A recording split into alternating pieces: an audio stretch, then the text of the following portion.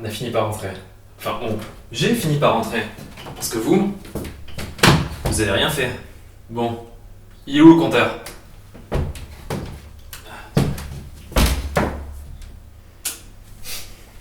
Les cons, ils ont oublié l'électricité.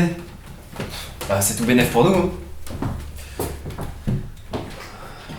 Et en plus, c'est un grand appartement. On en a de la chance. Mais bon, qu'est-ce qu'il est sale.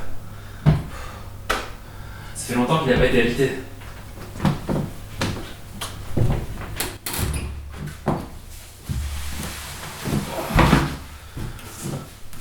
Je suis fatigué. Ça fait tellement longtemps qu'on cherche un appartement. Et bon, il y en a tellement des comme ça, des appartements vides, oubliés, presque abandonnés. Et oui, un logement n'a pas pour seule vocation d'être habité. Bon, bien sûr, c'est la vocation des logements pour la plupart d'entre nous. Avoir un toit sur la tête pour dormir, manger, rigoler, bref, nous permettre de vivre convenablement, d'appréhender la vie avec sérénité et de partager de bons moments quand la chance nous permet de posséder une habitation de bonne qualité. Toutefois, en y regardant de plus près, la mission d'habitation n'est pas la seule vocation d'un logement. Ces différentes utilisations n'ont pas toutes les mêmes objectifs. Elles ont leur logique propre et peuvent entrer en contradiction, voire en conflit. Chaque acteur essaye de tirer la couverture à soi pour bénéficier d'un environnement qui le favorise. Tous ces protagonistes n'ont pas la même capacité d'action. Est-ce que cela explique la hausse constante des prix du logement? Oui, en partie. Nous pouvons comparer cette situation à la sélection de notre programme télé du soir.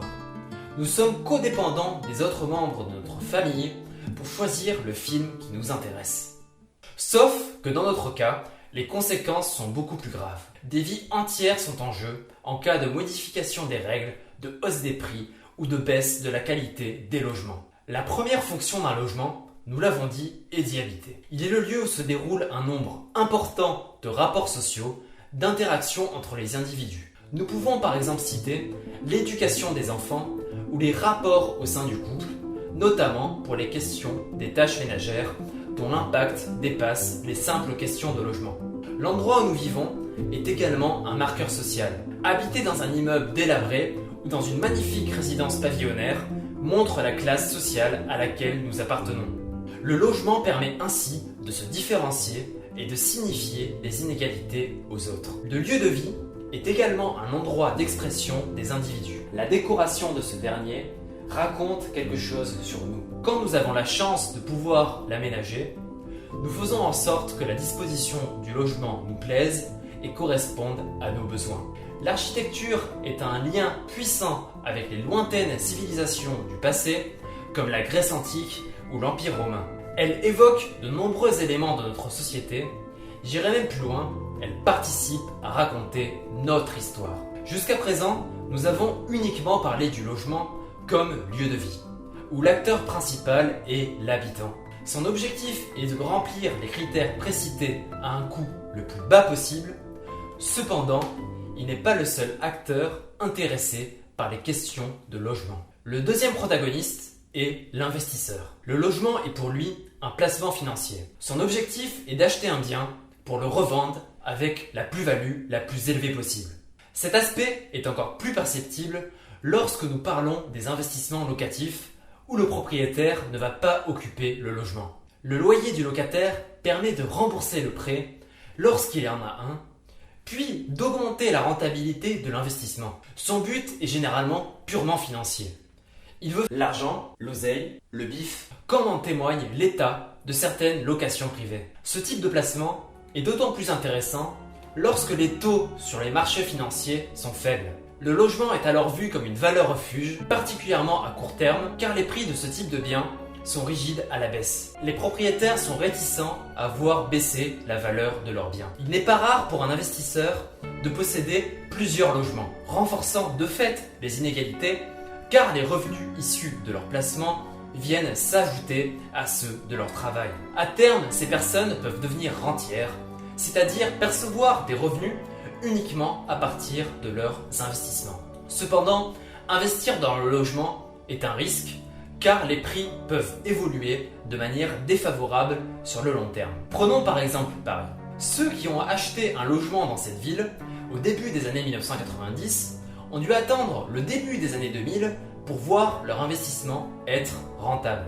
Malgré cela, l'immobilier apparaît la solution privilégiée par 70% des Français s'ils avaient une somme d'argent à investir, loin devant l'assurance vie et l'épargne réglementée. Toutefois, nous ne sommes pas tous égaux face à cet investissement. Il est extrêmement difficile pour une partie de la population de devenir, ne serait-ce qu'une seule fois, propriétaire en raison des prix élevés. Le logement est également un bien de production et de consommation. Un secteur important de notre économie dont les acteurs n'hésitent pas à effectuer des pressions sur nos dirigeants, comme actuellement, pour encourager un choc d'offres afin de répondre à la crise du logement. Un élément dont nous reparlerons dans une prochaine vidéo.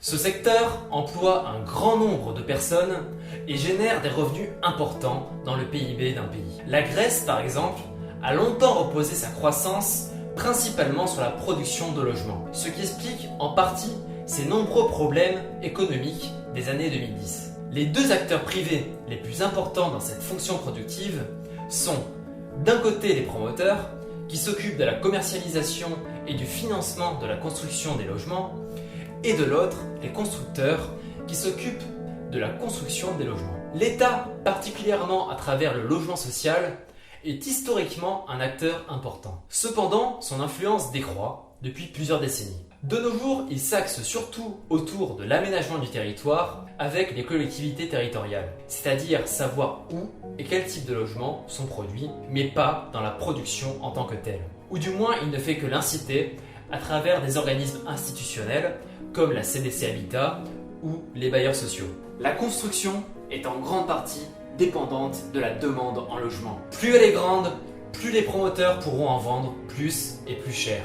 Ils sont particulièrement friands des investisseurs locatifs qui ont une plus grande capacité d'achat que les autres acheteurs. Ces trois types d'acteurs, investisseurs, producteurs, habitants, ne sont pas forcément des personnes différentes. Il est possible d'avoir des investisseurs habitants dans leur propre logement. Toutefois, nous pouvons nous apercevoir d'un fort antagonisme entre les constructeurs investisseurs dont l'intérêt est la cherté des logements vendus et les habitants qui recherchent au contraire des logements peu chers. Ce sont ces trois caractéristiques, investissement, lieu de vie, bien de production, qui font du logement un secteur si sensible, qui attise des passions, complexifie les mécanismes et forme le destin d'un pays, d'un territoire, d'une personne. Soulignons ici l'importance du rôle des pouvoirs publics dans l'encadrement du marché du logement. La législation est supposée défendre les habitants face aux volontés inflationnistes des autres acteurs dont le pouvoir d'action est beaucoup plus important. Toutefois, nous sommes forcés de constater que cela est rarement le cas. Une réorientation, une repriorisation et un renforcement du dispositif protégeant les habitants des logements sont nécessaires. Si toi aussi, tu veux défendre le pouvoir d'achat des ménages, rejoins-nous dans cette belle aventure de la défense de notre droit au logement, participe à la création d'un monde plus juste, mobilise-toi pour que nous nous fassions contrepoids, engage-toi. Merci à tous d'avoir suivi cette vidéo, j'espère qu'elle vous a plu et que vous avez appris des choses. N'hésitez pas à vous abonner à la chaîne si vous ne voulez pas manquer nos prochains contenus. Vous pouvez également mettre des pouces bleus et partager la vidéo pour participer à la mise en avant de nos contenus. Vous pouvez également mettre des commentaires si vous voulez discuter avec nous. Et si vous vous ennuyez en attendant la semaine prochaine, vous pouvez regarder cette vidéo. Et je vous dis à la... Mince, je crois que c'est le proprio. Je dois vous laisser. Au revoir.